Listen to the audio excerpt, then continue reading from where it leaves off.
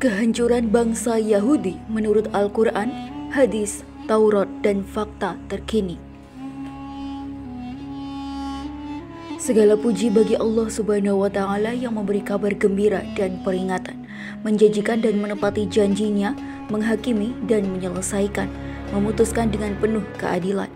Dialah pencipta, pengendali tunggal alam semesta ini dan mengatur segala urusannya sendiri, mengatur dengan teliti tanpa lalai sedikit pun, memiliki hikmah dalam kesabaran terhadap semua hamba-hambanya.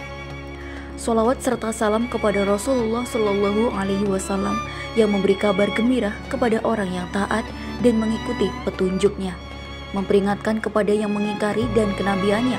Beliau telah memberi kabar kehancuran Yahudi.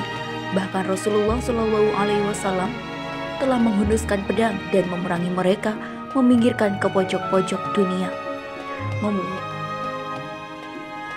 memupus habis peran jahatnya terhadap umat manusia dan khususnya umat Islam. Semoga keselamatan senantiasa dilimpahkan atasnya, keluarga, dan semua sahabatnya. Sesungguhnya prediksi tentang semakin dekatnya kehancuran Yahudi pada suatu masa adalah janji yang pasti. Tanda-tandanya merupakan hal yang jelas dalam segala dimensi dan sangat konkret pada zaman ini. Kerusakan pertama yang disebabkan oleh Yahudi adalah pada masa Nabi Muhammad Shallallahu Alaihi Wasallam. Lalu Nabi memeranginya dan akhirnya mengalahkan mereka seperti yang terjadi pada perang Bani Koniko, Bani Nazir, Bani Quraizoh, dan puncaknya pada perang Khaybar. Setelah itu jayalah Islam puluhan tahun bahkan ratusan tahun lamanya, hingga datanglah fitnah yang menghancurkan sendi-sendi dan bangunan-bangunan Islam. Konspirasi jahat terhadap Islam setelah wafatnya Nabi Muhammad SAW dimulai dengan dibunuhnya Khalifah Umar bin Al-Khattab radhiyallahu anhu. Diporak-porandakanlah kehalifan setelah Ali bin Abi Thalib oleh sebagian penguasa zalim yang mengobarkan api fitnah dan pemusnahan. Mereka berhasil melemahkan dan memecah belah kesatuan umat hingga melampaui batas-batas manhaj Allah dan sunnah Rasulullah Shallallahu Alaihi Wasallam. Konspirasi yang dilancarkan oleh Yahudi dan kaum Salibis dan bekerja sama dengan kaum munafikin serta Yahudi bangsa Arab terus berlanjut dengan mengadakan perjanjian Balfour pada tahun 1917. Sebagian Yahudi bangsa Inggris dengan perjanjian itu mengklaim tanah Palestina sebagai negeri Yahudi dan negeri warisan nenek moyang dan tempat kembali mereka. Keadaan umat diperparah dengan tidak pedulinya mereka dengan kemuliaan agama Islam, tidak membentengi dan membelanya, tidak menerapkan amar ma'ruf dan nahi mungkar, akan tetapi kegelapan, kesesatan, dan mengikuti setan. Jihad, senjata utama melawan kesombongan Yahudi yang jelas-jelas merampas Palestina dan menguasai Masjid Al-Aqsa, ditinggalkan.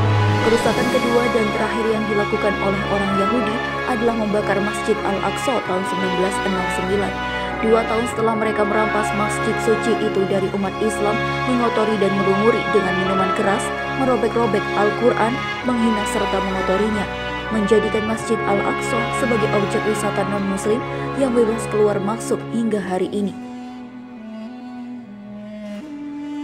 Perlakuan keji dan kotor ini datang bertubi-tubi. Fakta menyatakan bahwa bangsa Yahudi memiliki lebih dari 70 jenis sekte yang bermacam-macam dan menganut akidah setan. Akidah pembelot Zionis, generasi rusak yang menebarkan racunnya ke segenap penjuru bumi untuk menghancurkan, menjajah dan mendukung kekuasaan Dajjal dan kekhawatiran keburukan yang terus menjadi karena mereka berpegang teguh kepada kebatilan. Bersamaan dengan arogansi yang dilakukan oleh kaum Yahudi, umat mulai sadar dan bangkit dari tidurnya yang panjang. Kebangkitan membangkitkan Taifah Mansyurah An-Naijiyah, golongan yang akan ditolong Allah dan selamat, yang akan menghabisi kebodohan dan menghancurkan Yahudi. Percayalah pada janji Allah Subhanahu wa Ta'ala, jika umat Islam berhasil menghancurkan Yahudi, maka akan mudahlah menghadapi para pengekornya yang lain.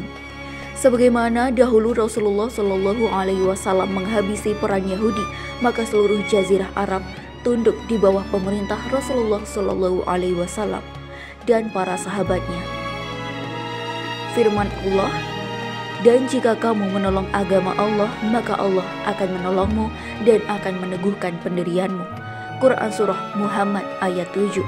Benar, Allah Subhanahu wa Ta'ala pasti menolong umat Islam, namun dengan syarat mereka harus bergerak, berjuang, dan berkorban. Disitulah datangnya pertolongan Allah Subhanahu wa Ta'ala. Namun jika umat ini diam dan berpangku tangan, maka yakinlah bahwa kemenangan itu hanyalah sebuah mimpi di siang bolong.